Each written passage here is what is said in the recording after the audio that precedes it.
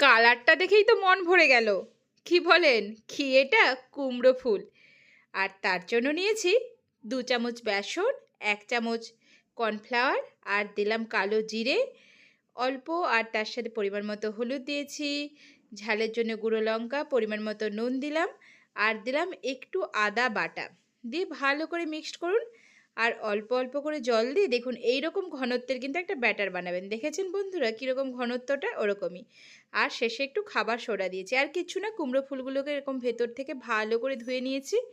দেখুন এইভাবে দিয়ে ব্যাটারে চুবিয়ে আর কি তেলে ছেড়ে দিন। ভাজার সময় মনে রাখবেন লো টু মিডিয়াম আঁচ। একই কথা বারবার বলি।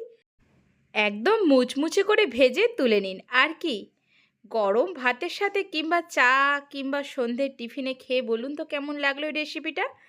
আমার কিন্তু ভীষণ প্রিয়। আপনাদেরও নিশ্চয়ই পছন্দ হবে। বানিয়ে দেখুন।